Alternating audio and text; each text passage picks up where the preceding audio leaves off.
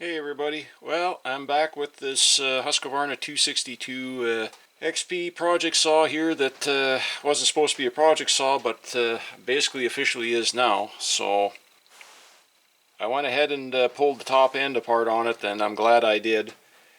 Uh, like all these cheap aftermarket kits, this is about as cheap as it gets.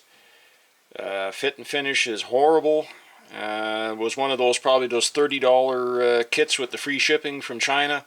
None of the port edges are chamfered much. Everything is sharp and ready to catch or hang a ring and blow up. But the worst in this one is the cheap piston.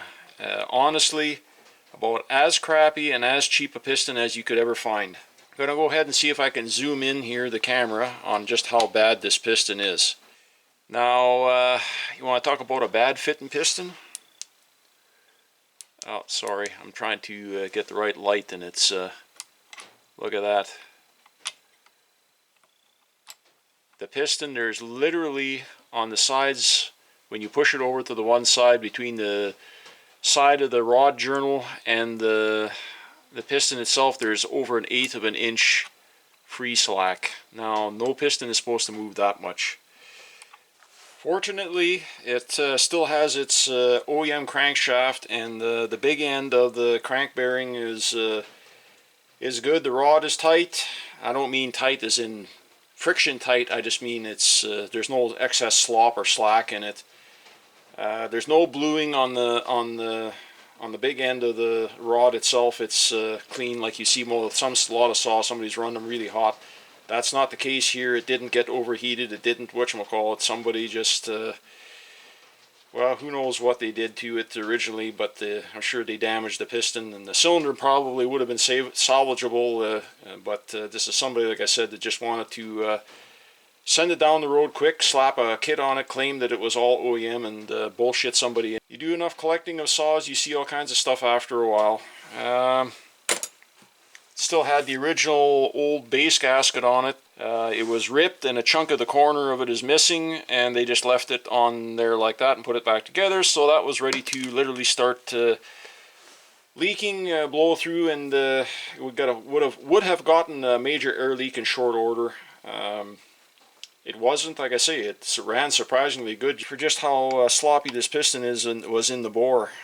You can tell that even the back side of the intake here, it's got not scoring but chatter type of wear, where it was literally slapping in the cylinder. So had surprisingly good compression. I can't fault it on that. I tested it and it was at 165 or slightly above. So this cheap compression ring that they use obviously seated itself and was making good compression, but most anybody that runs them knows that those rings wear out pretty quick. So you got to have an OEM ring, or at least a good caber ring, if you want them to last any length of time. So the cylinder, like I figured, is just a cheap chrome in it, and it's already showing signs of premature wear on the intake side here, of course, to go along with the piston that's got some slap in it there, I guess. So it was ready to salt destruct if it wouldn't have already. And it's got the cheap, really cheap circlips in it with the really long ears that practically touch the opposite side of the circlip groove. And the wrist pin is loose on here, as well as in it's moving inside the piston itself, bumping up against the circlip. So it would only be a matter of time before that circlip would pop out, and it would have ate it completely, and then at that point you'd destroy your crankcase. So not always, but your crank bearings usually get a bunch of crap in them, and then you gotta tear everything apart and go into it. The crank bearings feel good in it. It's got some resistance, which means the seals are still good. Like I say, I'm sure that's still OEM. They didn't go that far into it. They just did a quick top end. I do know a guy that's got a 262 cylinder in good shape, so I'll reach out to him and see if he wants to sell it to me. I know I can get it at a decent price, but like I say, you got to watch with these deals. You don't pay too much to start with, so that if you get into this kind of stuff where you have to rebuild the saw, that at least you're still at a reasonable cost. Well, anyways, it doesn't matter. Even if you're not a saw collector and you're just somebody looking for a firewood saw, you've got to be aware of these things, and the cost can run away on you pretty quick. It's only because like I say, I know a lot of people in the industry and can know where to track down or source parts, and I'm a patient person. If nothing else, I'll wait months or a year. I'll box this all up, and so I don't lose any little bits and pieces, put them in some Ziploc bags, and put everything in a plastic storage tote, and I'll wait on that cylinder and see if I can get a hold of it, and I'll go ahead and use a meteor piston if I can get a hold of one.